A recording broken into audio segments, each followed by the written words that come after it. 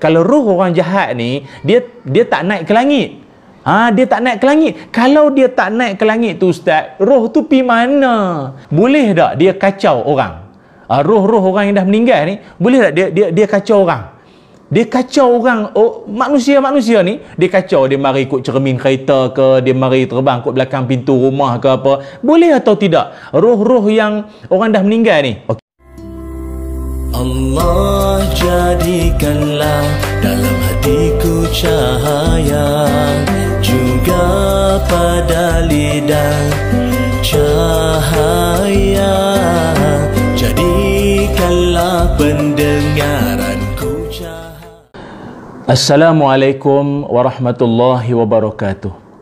Kalau masih lagi ada yang berpegang, berfahaman bahawa roh orang yang telah pun meninggal dunia akan kembali balik ke bumi ni, dia balik-balik ke rumah dia, dia tengok rumah dia bersepah, hari aku meninggal bersepah habis, kemaslah. Jadi dia fikir boleh bayang balik ke roh tu kembali ke rumah, pulang dan tengok keadaan keluarga dia semua. Maka ingatlah dalam Al-Quran Allah Subhanahu wa taala berfirman, Allah yang menguasai segala-galanya, ia mengambil dan memisahkan satu-satu jiwa dari badannya. Jiwa orang yang sampai ajalnya semasa matinya, dan jiwa orang yang tak mati dalam masa tidurnya. Kemudian ia menahan jiwa orang yang tetap matinya dan melepaskan balik jiwa yang lain ke badannya sehingga sampai ajalnya yang ditentukan. Surah Az-Zumar ayat 42. Saya ulang sekali lagi, Surah Az-Zumar ayat 42. Apa maknanya? Kalau roh orang yang dah meninggal dunia, roh orang mati, boleh tak bertemu dengan roh orang hidup? Jawapannya boleh, berdasarkan keterangan yang kita kongsikan tadi. Jadi kalau macam kita tidur, kan bila kita tidur saja tuan-tuan, roh kita kan keluar. Maka bila roh kita keluar, tu sebab tu tidur juga diistilahkan sebagai mati sementara. Mati sementara. Kalau mati itu tidur selamanya, tapi kalau tidur mati sementara. Kenapa disebut mati? Sebab roh keluar dari badan. So bila roh keluar dari badan kita, maka roh kita yang tidur tadi ni akan bertemu. Boleh dengan izin Allah, boleh bertemu dengan roh orang yang dah mati. Akan tetapi bila sampai masa kehendak Allah Ta'ala, roh orang yang tidur tadi tu, dia diizinkan Allah untuk masuk semula ke dalam jasad, masuk dalam badan orang tu, dan orang tu pun tersedar daripada tidur dia. Akan tapi roh orang yang dah mati ni, Allah tahan dia daripada dia nak kembali pada jasad dia yang dalam kubur ke apa, tidak lagi dah. Clear yang tu. Jadi maknanya satu benda yang boleh kita belajar di sini adalah tidak ada satu pandangan pun yang mengatakan bahawa roh orang yang mati itu boleh kembali ke dunia. Tak ada lagi dah. Akan tapi roh orang yang mati tidak akan kembali ke dunia. Dan satu lagi, boleh tak dia kacau orang? Roh-roh orang yang dah meninggal ni, boleh tak dia kacau orang? Dia kacau orang, manusia-manusia ni, dia kacau, dia mari ikut cermin kereta ke, dia mari terbang ikut belakang pintu rumah ke apa. Boleh atau tidak roh-roh yang orang dah meninggal ni? Roh orang beriman dinaikkan Allah Subhanahu wa taala naik ke langit dengan izin Allah Subhanahu wa taala, dengan nikmat-nikmat yang Allah Taala kurniakan. Akan tetapi kalau roh yang jahat ni, roh orang kafir, roh orang munafik, roh yang orang yang masa dia hidup tu hidup dengan penuh kejahatan. Roh-roh jahat ni macam mana? Dia punya keadaan kedudukan dia bagaimana? Dengar sini ya. Kalau roh orang jahat ni, dia tak naik ke langit. Dia tak naik ke langit. Kalau dia tak naik ke langit tu Ustaz, roh tu pi mana? Roh orang jahat kalau dia tak naik ke langit, dia pi mana? Dia pi mana Ustaz? Khabar sikit Ustaz. Baiklah. Ini penjelasan yang saya nak kongsi dengan penonton-penonton semua, membuka minda kita untuk lebih memahami lagi. Dengar ya. Saya ambil petikan daripada kitab At-Tazkirah fi Ahwalil Mauta wa Umuril Akhirah, karangan Imam Al-Qurtubi rahimahullah. Dengar ya. Roh orang kafir akan direnggut dengan keras dan wajahnya ketika itu seperti orang yang sedang makan buah peria. Pahit sungguh.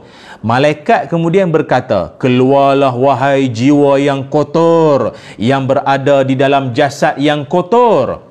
Orang kafir itu pun lalu dia menjerit melebihi kekuatan jeritan keldai. Dan setelah mana Israel mencabut rohnya, roh tersebut diserahkan kepada malaikat Zabaniah dengan wajah yang amat seram, yang pakaiannya serba hitam, dengan bau yang busuk. Mungkin ada orang tak faham, kenapa pula malaikat yang nak menyambut ni malaikat busuk? Bukankah malaikat tu malaikat makhluk yang mulia, yang wangi? Sebab orang yang mati, yang jahat, yang kafir tadi tu merupakan orang yang hidupnya dulu hidup penuh kejahatan, kemungkaran, maka disambut juga dengan busuk, gambaran kepada busuknya dia masa hidup di dunia dulu. Dan kemudian di tangannya ada suatu cemeti yang akan dipukul kepada orang kafir mengikut dosa yang dilakukannya. Zabaniah melipat jasadnya sehingga seperti sebesar belalang, sedangkan di akhirat jasad mereka lebih besar daripada jasad orang mukmin. Dalam riwayat yang sahih dinyatakan bahawa geraham orang kafir ni di akhirat besarnya seperti gunung Uhud. Gunung Uhud, malaikat kemudian membawa roh orang kafir tersebut sampai ke langit dunia, lalu diketuklah pintu yang terdapat di sana. Lalu penjaga pintu itu kemudian bertanya, kita kena ingat ya, di lapisan langit-langit sana, di atas sana lapisan langit ada malaikat-malaikat penjaga langit. Tuan-tuan jangan ingat dunia saja ada Roblox. Di langit sana pun ada Roblox yang dijaga, dikawal ketat oleh malaikat-malaikat Allah Subhanahu wa taala. Lalu bila roh orang ini yang dia ni mati dalam keadaan jahat, mati dalam keadaan kufur ni, lalu bila dibawa saja naik ke langit sampai di pintu sana, di atas langit sana, penjaga pintu tu kemudian bertanya, siapa kamu? Siapakah kamu? Lalu jawablah malaikat tersebut, utusan malaikat Zabaniah. Dan penjaga pintu itu kemudian tanya lagi, siapa yang bersamamu ini? Yang bersama dengan kamu ini siapa? Ini roh ni siapa ni? Dia adalah Fulan bin Fulan yang namanya amat buruk dan dibenci, dan amat dibenci ketika di dunia.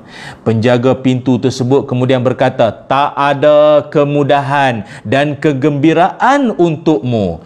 Allah Subhanahu wa taala berfirman. Ini ayat Quran, tuan-tuan dengar ya.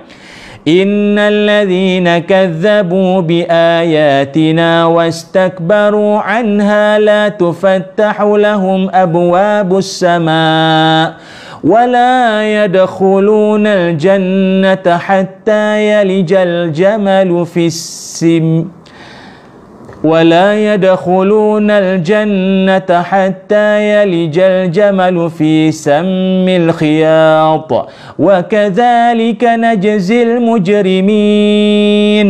Sadaqallahul azim. Allah berfirman, sesungguhnya orang yang mendustakan ayat-ayat Allah dan menyombongkan diri terhadapnya, sesekali tidak akan dibukakan bagi mereka pintu-pintu langit.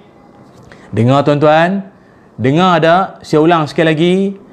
Sesungguhnya orang yang mendustakan ayat-ayat Allah, ayat-ayat kami, dan dia menyombongkan diri, dia menyombongkan dirinya, sesekali tidak akan dibukakan bagi mereka pintu-pintu langit, dan mereka tidak pula masuk syurga hingga unta masuk ke dalam lubang jarum. Demikianlah kami memberi pembalasan kepada mereka orang yang berbuat jahat. Surah Al-A'raf ayat 40. Surah Al-A'raf ayat 40. Maknanya apa? Maknanya roh orang jahat tertutup pintu langit untuk mereka. Roh nak naik tak ada, tertutup pintu langit.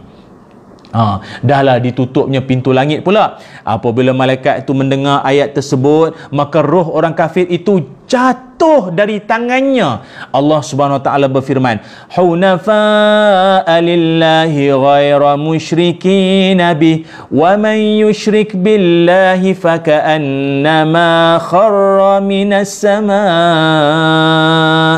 ila akhiril ayah. Kata Allah, dengan ikhlas kepada Allah, tidak mempersekutukan sesuatu dengan Allah.